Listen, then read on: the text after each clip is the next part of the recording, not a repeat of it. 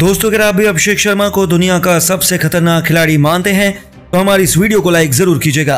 दोस्तों, जिम्बाब्वे के खिलाफ दूसरे टी20 मैच में जीत के बाद भी भारतीय खिलाड़ियों की आ गई शामत। अभिषेक शर्मा, मुकेश कुमार को जिम्बाब्वे खिलाड़ियों ने बनाया जमकर निशाना। अपना असली रूप दिखाकर गाली देते हुए न केवल अभिषेक और मुकेश के साथ बदतमीजी की, बल्कि स्टेडियम से बाहर निकलते ही इन दोनों खिलाड़ियों के साथ ऐसी दर्दनाक घटना को अंजाम दिया जिसे देखकर हर किसी के रोंगटे खड़े हो जाएंगे। तो आखिर क्यों जिम्बाब्वे खिलाड़ियों ने अभिषेक शर्मा, मुकेश कुमार पर हमला किया? क्यों घटिया हरकतों पर उतर आए जिम्बाब्वे खिलाड़ी? और उस दर्दनाक घटना का पूरा वीडियो हम आपको जरूर दिखाएंगे। लेकिन उससे पहले आपको क्या लगता है अभिषेक शर्मा, शुभमन गिल में कौन है सबसे खतरनाक खिलाड़ी? नीचे कमेंट करके जरूर बताइएगा। दोस्तों, जिम्बाब्वे की धरती पर पहले टी20 मैच में मिली हार के बाद दूसरे मैच में भारतीय खिलाड़ियों ने मचाया ऐसा तांडव कि पूरे क्रिकेट जगत को हिलाकर रख दिया।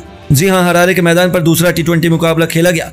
कप्तान गिल ने टॉस जीतकर पहले बल्लेबाजी करने का फैसला किया और भारतीय बल्लेबाजों ने मैदान पर जिम्बाब्वे के गेंदबाजों की धज्जियां उड़ाते हुए 20 ओवर में जिम्बाब्वे के सामने 234 रनों का पहाड़ जैसा लक्ष्य खड़ा कर दिया।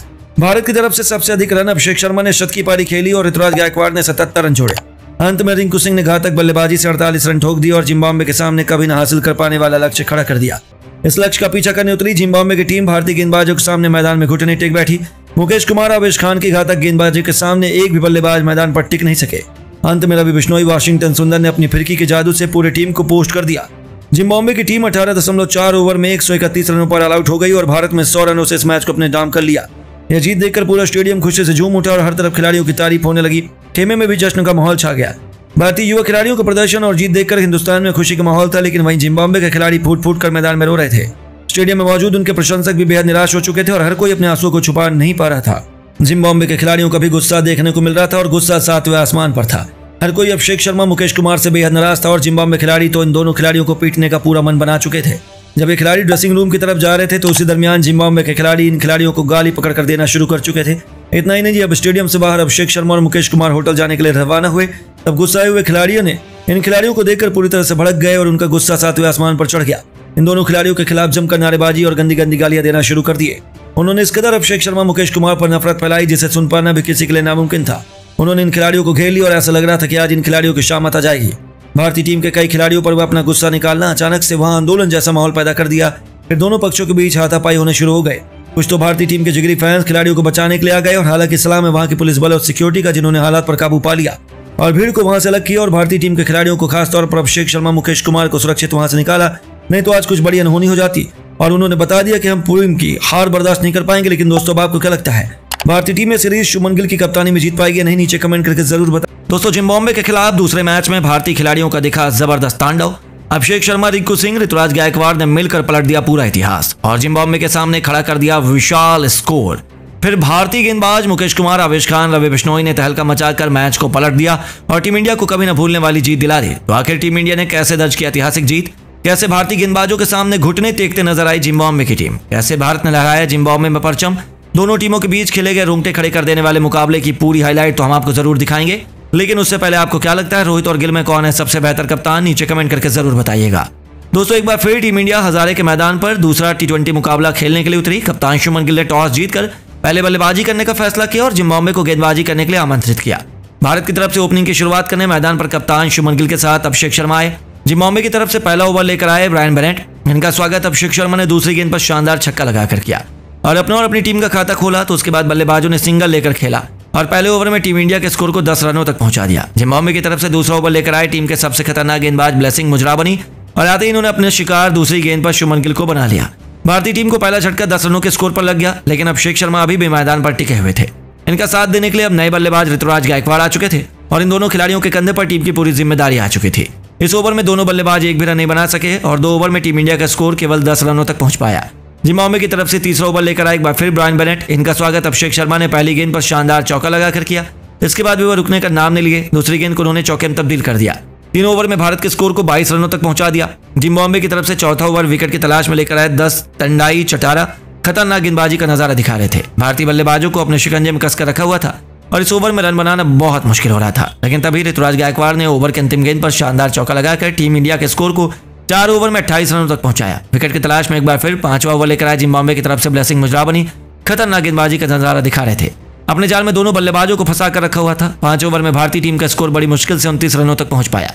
जिम्बाब्वे की तरफ से पावर प्ले का अंतिम ओवर लेकर आए विकेट की तलाश में एक बार फिर टंडाई चटारा। दोनों बल्लेबाज सिंगल से ही संतुष्ट हो रहे थे। 18 के ओवर में इन दोनों बल्लेबाजों ने मिलकर 7 रन बटोर लिए और टीम इंडिया को पावर प्ले के 6 ओवर में 36 रनों तक 1 विकेट पर पहुंचा दिया। जिम्बाब्वे की तरफ से विकेट की तलाश में 8वां होकर लेकर आए खुद कप्तान सिकंदर रजा शानदार गेंदबाजी कर रहे थे। अपनी फिरकी से भारतीय बल्लेबाजों को खूब नचा रहे थे। अभिषेक शर्मा, ऋतुराज गायकवाड़ को रन बनाना काफी मुश्किल हो रहा था। इस ओवर में दोनों बल्लेबाजों ने मिलकर केवल 4 रन बटोरे और 7 ओवर में टीम इंडिया का स्कोर 40 रनों तक बड़ी मुश्किल से पहुंच पाया। विकेट की तलाश में जिम्बाब्वे की तरफ से 8वां ओवर लेकर आए स्पिनर गेंदबाज लुक जोंगवे और इस ओवर में भारतीय बल्लेबाज कुछ खास नहीं कर पा रहे थे। बाउंड्री के लिए तरस रहे थे और जिम्बाब्वे की टीम बेहतरीन गेंदबाजी का नजारा दिखा रही थी, लेकिन ऋतुराज गायकवाड़ ने ओवर के अंतिम गेंद पर अपने बल्ले का मुंह खोला। शानदार चौका जड़कर टीम इंडिया के स्कोर को 8 ओवर में 49 रनों तक पहुंचा दिया। दोनों खिलाड़ियों ने मिलकर 50 रनों की साझेदारी बना ली और जिम्बाब्वे के गेंदबाजों की जमकर कुटाई करते हुए टीम इंडिया के स्कोर को 10 ओवर में 74 रनों तक पहुंचा दिया। जिम्बाब्वे की तरफ से 11वां ओवर लेकर आए डियोन मायर्स के ओवर में अभिषेक शर्मा ने चौका और छक्का लगाकर अपनी तूफानी अर्धशतक केवल 33 गेंद में ठोक दिया। इसके बाद भी वह रुके नहीं और गेंदबाज की धज्जियां उड़ाते हुए भारत के स्कोर को 11 ओवर में 102 रनों तक पहुंचा दिया। इस ओवर से दोनों बल्लेबाजों ने मिलकर 28 रन बटोर लिए और दोनों खिलाड़ियों के बीच 100 रनों की साझेदारी पूरी हो चुकी थी। अभिषेक का बल्ला रुक नहीं रहा था। जिम्बाब्वे के हर गेंदबाजों पर टूटकर प्रहार कर रहे थे। अभिषेक अपने शतक की तरफ बढ़ चुके थे। 13वां ओवर लेकर आए भारत का स्कोर 126 रनों तक पहुंच चुका था।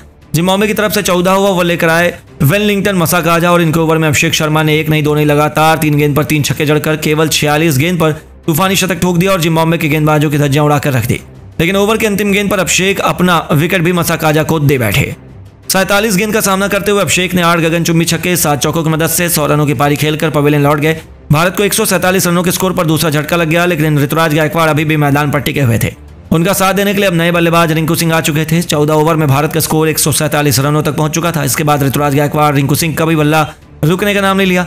जिम्बाब्वे के हर गेंदबाजों को बेरहमी से कोटा और एक के बाद एक कई चौके छक्के लगाए और किसी भी गेंदबाजों को छोड़ने का नाम नहीं ले रहे थे। इन दोनों बल्लेबाजों ने मिलकर 50 रनों से अधिक की साझेदारी बनाई और 20वें ओवर में रिंकू ने अपने प्रचंड रूप दिखाते हुए इस ओवर से 21 रन बटोरकर अपना जिम्बाब्वे के सामने 20 ओवर में 234 रनों का पहाड़ जैसा लक्ष्य खड़ा कर दिया।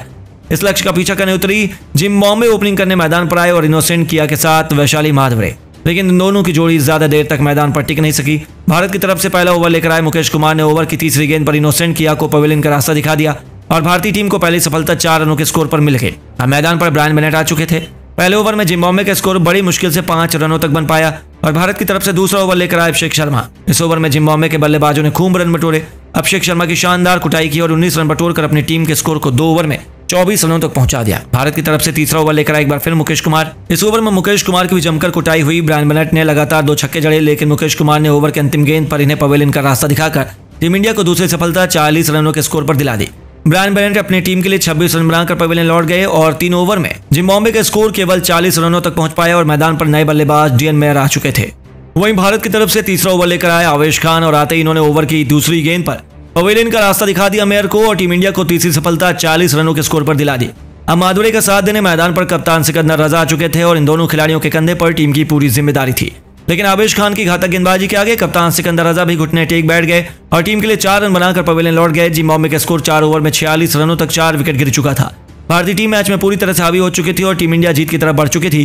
देखते ही देखते भारतीय टीम इस मुकाबले को बड़ी आसानी से अपने नाम कर ली और भारतीय गेंदबाजों ने शानदार गेंदबाजी कर जिम्बाब्वे के बल्लेबाजों को घुटने पर ला दिया और दूसरे T20 मैच में ऐतिहासिक जीत दर्ज कर ली। लेकिन दोस्तों, अब आपको क्या लगता है भारतीय team Zimbabwe series Shubman Gill की कप्तानी में जीत पाएगी या नहीं?